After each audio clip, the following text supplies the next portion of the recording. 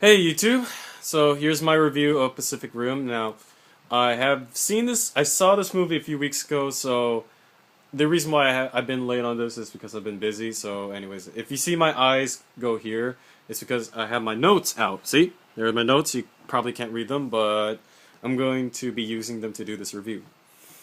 Anyways, Pacific Rim, short review, very good movie actually. I think after World War Z, this is probably the next best movie that came out this summer.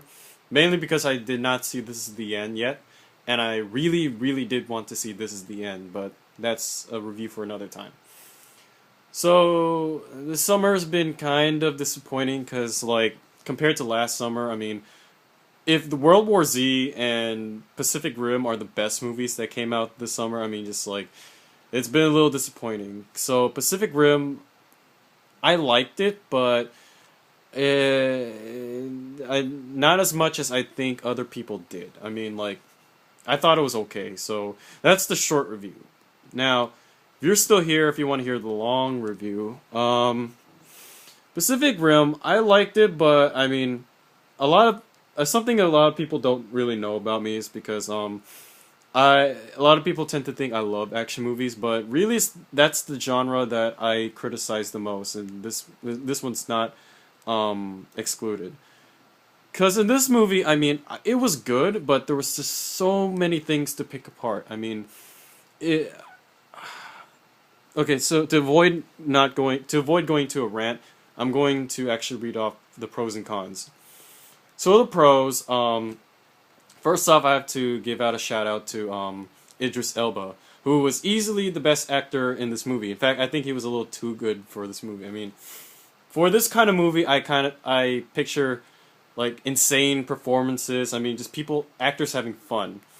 Idris Elba looked like he was taking the material too seriously, which is good. I mean, he gave out a really good performance. I just felt like he was a little dry. I mean, it's really weird saying that the best performance was also the, like, I wouldn't say least entertaining, but he could have been a little bit more entertaining. I mean, like, he was taking this script way too seriously, but it was cool to watch. Definitely better actor than everyone else in this movie, but was really, really stiff. So that's my one complaint about Idris Elba. All my other pros, the story was interesting, I guess. I mean, they were basically trying to introduce the audience, like American audiences, like these things that are present in Japanese culture, like huge monsters and giant mechas. I mean, like, so they kind of just slapped together a story. It's not very deep. I mean, if you want to know the story, you probably guessed it by now. Like, giant monsters are attacking Earth, so humanity has to create giant robots to fight them. And then there's like some twists in there, but that's pretty much the main story. And it was interesting. I mean, like, it was dumb, but it was interesting. And also, the designs of the monsters are pretty cool. I mean, if you don't like CGI, then you probably won't like this movie. But if you like CGI, I mean, these monsters, these robots, they look really damn cool. I mean, the first shot of the kaiju you see, that's the name of the monster. Like, the first kaiju you see is just like, it overtakes the screen, and it's just like, it's amazing. And the action is very cool. I mean, like, it's a giant robots fighting giant monsters. I mean, okay, I'm saying that if it would be easy. I mean, they could have messed it up, but it looked really, really cool. In fact, that leads into my next point. Like, this movie, the main influence of this movie, I'm pretty sure, I'm not so sure if it's confirmed, but the main influence of this movie was anime. I mean, like when I was watching the movie, I was just thinking, this is so much like Evangelion. Is that how you pronounce it? I haven't watched that in a long time, but it was like Evangelion, and it was also like this other anime, Attack on Titan. I mean, just like the idea of monsters attacking a giant wall, and the wall is not really a spoiler. Like, just it was so anime-like. I mean, even there was one scene in particular that was ripped straight from anime. It was the scene where Idris Elba is, it's like a flashback where he's still like commanding robots, and he comes out the top of like the robot head, and the sun is flashing behind him. It was just like, it was like a typical anime entrance. Like I almost expected to see like a to be continued line right there. It was so perfect. And those are my pros. I mean, it was an entertaining summer movie. It wasn't really smart, but it was entertaining. Now, going back to the not smartness, that leads to my cons. I mean, like, this movie does have a lot of flaws to it that I feel like people have been not really picking apart as much as they should have. Like, for instance, the movie was predictable as hell. I mean, like, this movie doesn't even try to hide that it's predictable. It's like, you could, like, piece out what's gonna happen. Like, oh, this is the bully character. I bet he does something heroic later on to redeem himself.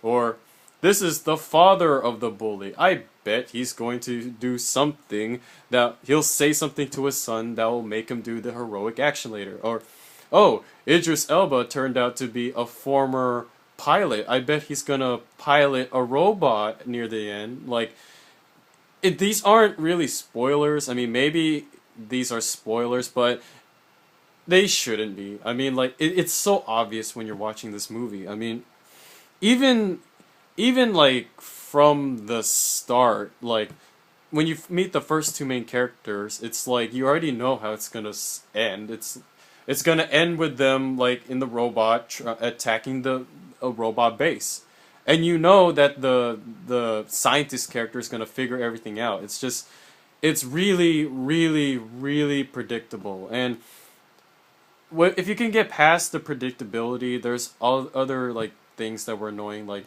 for instance, didn't really like how whitewashed this movie is. I mean, it's not based off anything, but the movie's set in Hong Kong, and there's only one Asian male, not male, sorry, main character. It really pissed me off. I mean, like, you're gonna have a movie that's like based off anime, based off like Japanese culture, based off like based in Hong Kong, and you're gonna have only one Asian main character. And the only other Asian characters I remember were these Asian dudes who like died in the one battle you see them. I know, I'm just pissed at that. And also it leads me to my next point. The main character guy, the blonde dude that you're supposed to root for because he's the first guy you see, he was just there. The main character of the movie is the one Japanese girl. I forgot her name. Shit. I forgot her name, but she was the real main character. Like, she had like flaws. She had a interesting backstory. Like, the whole movie was centered around her, like, and her struggle to like get to pilot a robot. Like, when she entered the story stopped being focused on this one blonde dude. It started being about the girl. And it pisses me off because like it felt like the dude didn't even need to be there. Like, he could have been just a supporting character. The movie should have just started with the girl. And I don't know, that was just something that really pissed me off. And I guess American audiences want to follow a big beefy like blonde dude instead of the Asian girl, but I don't know, he just felt like tacked on there. And other stupid instances, I mean, this is common in action movies, but there's action scenes and you tend to notice like stupid things like after you watch the movie. Like, for instance, the stupidest thing that I noticed was they were fighting in Hong Kong and they used a ship as like a pole, as a staff, and that was like that was like a reference back to an earlier scene of them using staffs. But then it shows later on that they had swords in each hand, and I'm just like, if you had these swords the whole time, why did you have to waste like a perfectly good ship?